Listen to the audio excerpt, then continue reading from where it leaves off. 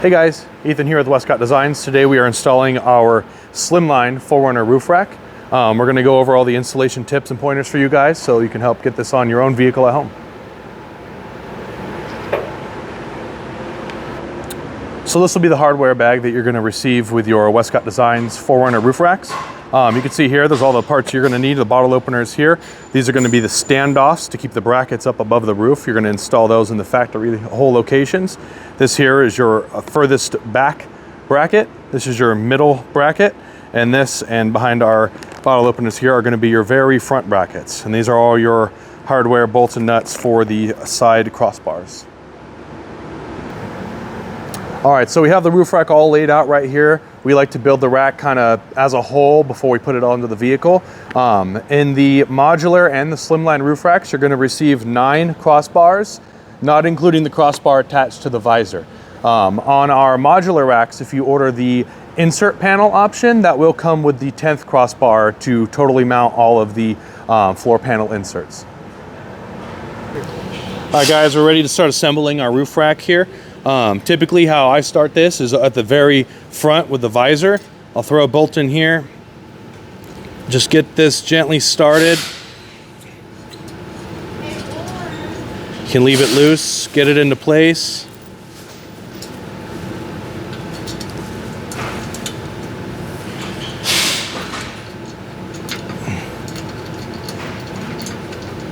And we normally leave these all hand tight until they're all put together. But that way it kind of stays up nice in the way.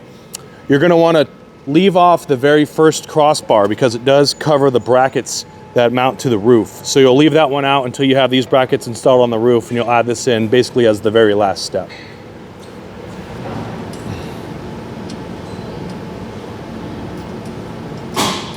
Compressor mounts. Yes. We make those, don't we?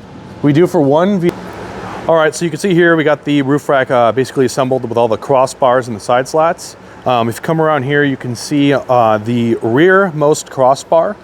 We put 2 holes in right here. So you'll leave this rear one vertical. This will clear the antenna vertically. If you keep it this way, you'll probably end up running into the antenna. So we designed it this way just for that little bit of clearance and kind of a couple more options if you want to do a chase slider or whatever you feel like you want to add on to this thing. All right, guys, so these are our mounting brackets. These are going to attach to these inner side panels of the roof rack. The elongated ones are going to sit right here in the back. These guys are going to be your middle mounts, and the longer 2 with the sticky tape are going to be for the very front. These 2 you can leave off for now, but these 4 you are going to want to loosely install onto the rack before you set it up onto the vehicle. So you can see here on the rear bracket, this longer section is going to go inward towards the vehicle. The hole spacing is different, so there is no way to incorrectly install it, but we just wanted to make sure that you guys notice that that longer portion goes inward. All right, guys, same thing on this one. You can see here the holes only line up one way. So there is really no incorrect way to install this. It's only going to go one way, and make sure, of course, these are on the inside of the rack.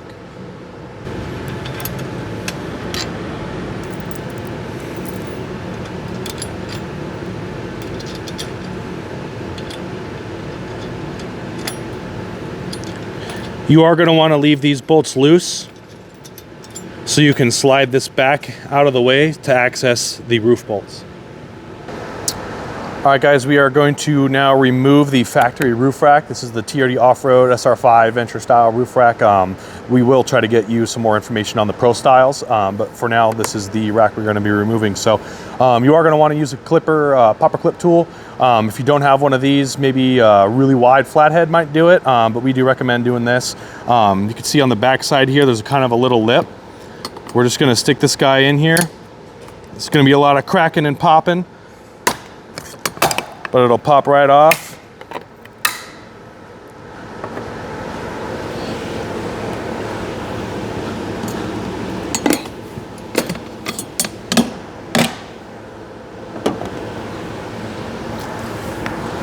All right, guys, so underneath those covers we just removed, you are going to see the mounting bolts here. There's going to be 2 per corner.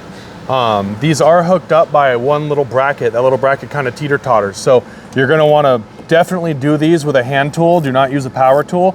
And you're going to kind of want to walk them evenly back and forth. You know, give one a few spins. Now go back over to this one. If you take one all the way out and then try to break loose the other, it'll end up cracking the little mounting plate inside, in which case you're gonna have to go through the headliner to replace. So this will definitely be a foolproof way for you to get this apart without any issues.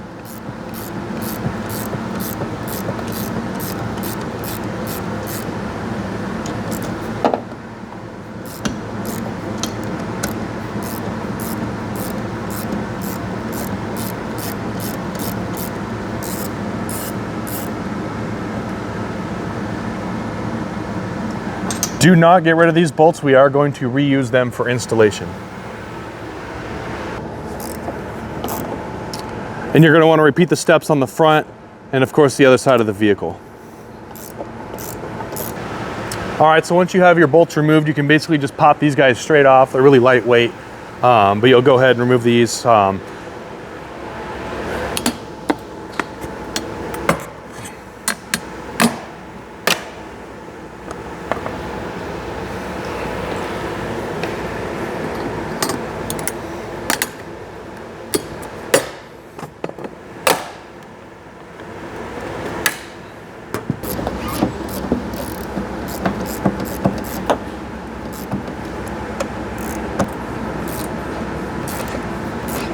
I love sweaters though.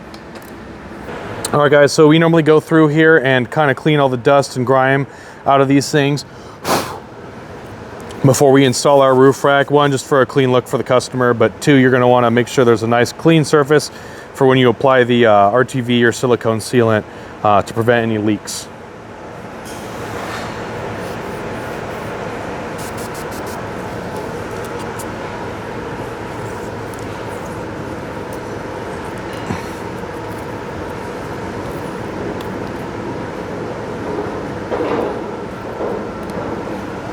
All right guys, now we're gonna want to go ahead and lay down some of our silicone sealer. This is just a standard black RTV. You can use the clear as well.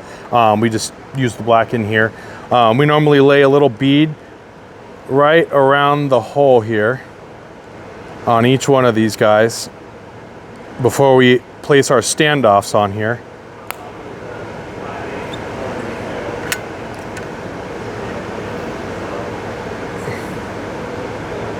This will definitely help prevent any leaks or rain or snow or anything else getting into the vehicle.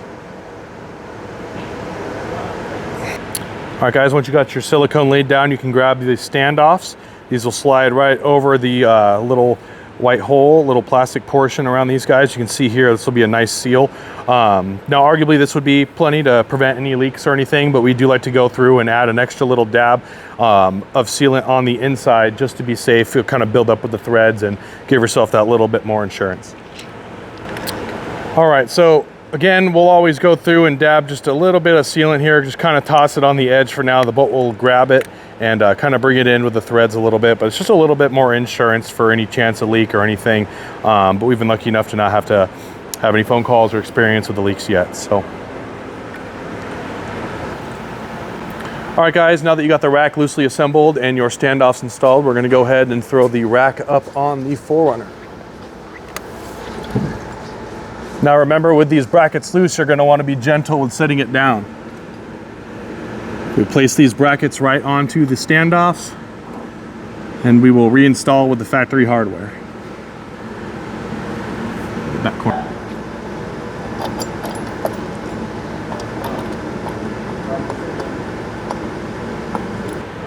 All right guys, now that you have the roof rack up on the vehicle, you're gonna wanna go ahead and reinstall these factory bolts. You are gonna wanna utilize the rubber washers that they come with. This is a 12mm head bolt, so you're gonna wanna grab a 12 and a long extension. We find it a little easier with a ratchet versus a wrench, just for the ease of swing in here.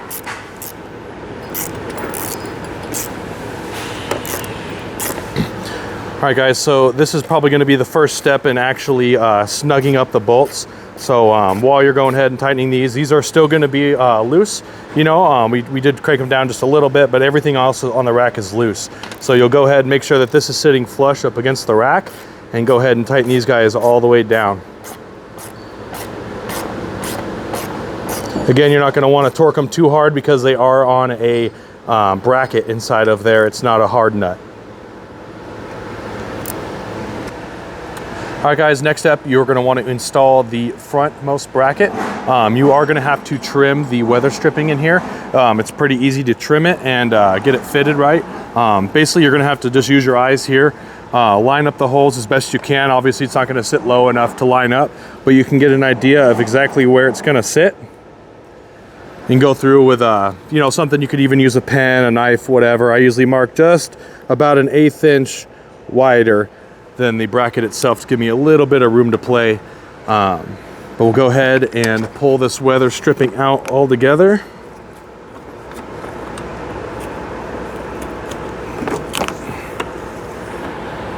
And now we'll go trim.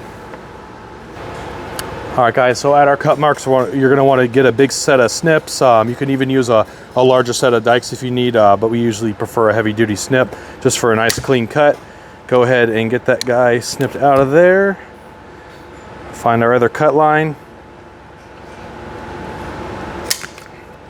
Now we're good to go. All right guys, so we're gonna go ahead and reinstall these strips. We're just gonna do this quickly for you, just kind of as a visual. One thing that's definitely nice to do for those guys that may have bent the weather strip a little bit. Sometimes when you bend them, they don't go quite back into place, so they don't really sit into the wedge well. You can go through and add a little bit of sticky tape if it doesn't sit into the spot well. Right now, we're gonna see how this one sits. A lot of times they squeeze in there nicely, they don't go anywhere. This one looks a little loose, so we're gonna add some sticky to it. All right guys, once you have your weather strip cut and you have the sticky surface area beneath it clean, you're gonna go ahead and remove the cover from the double-sided sticky tape on our provided bracket.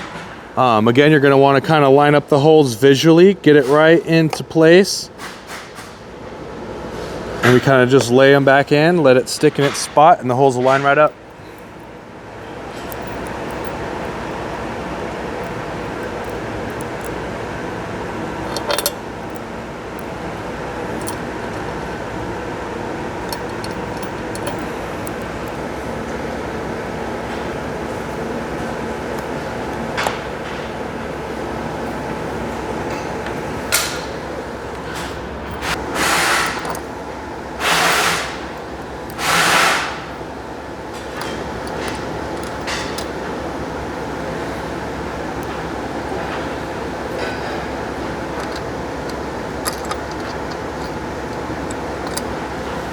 All right, everybody, now that you have your frontmost brackets installed, we're gonna go ahead and reinstall this last crossbar that we left off that we mentioned in the beginning of the video. You could still access these nuts with a wrench, no problem, underneath this crossbar, but we like to get this on there first so we're not jamming it down in once the bolts are all tight and this rack is nice and squeezed.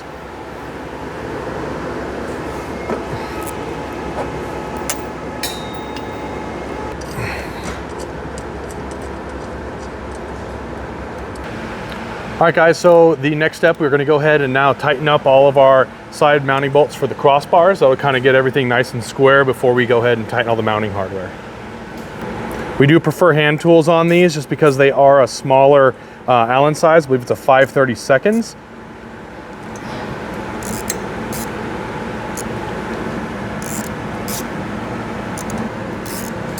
And just one thing we wanted to remind everybody, these crossbars are aluminum, so you're not gonna wanna crank these too hard down. Just a little bit of torque on them and they're gonna hold together for a long time.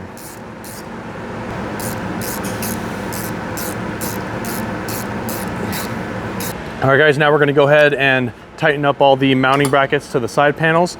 This is going to be a 3/16 Allen and a 13mm or 1/2 inch wrench.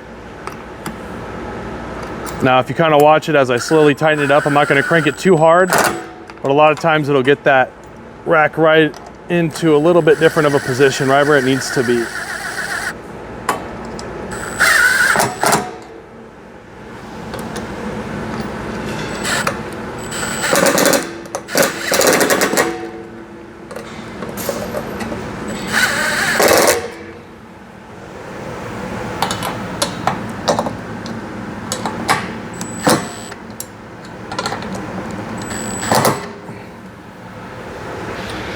All right guys, now that the whole roof rack is all tight, you got all your mounting hardware and all the crossbars tight, the very last step and the most important step, the bottle opener.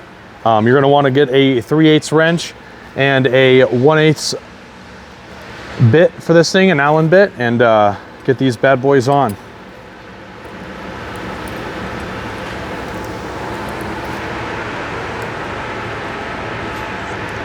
Now we've only included one washer per bolt with these guys. The washer is going to go on the back side with the nut. The front side will just be the bolt alone.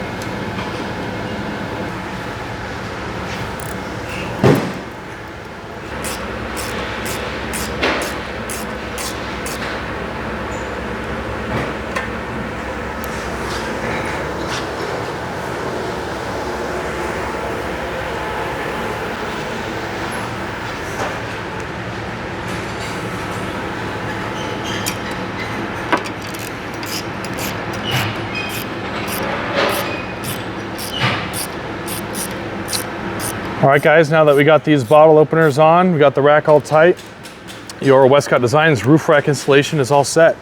If you guys ever have any other questions, always feel free to give us a shout in the office. But this is the beauty here. And again, this is our slimline 4runner roof rack.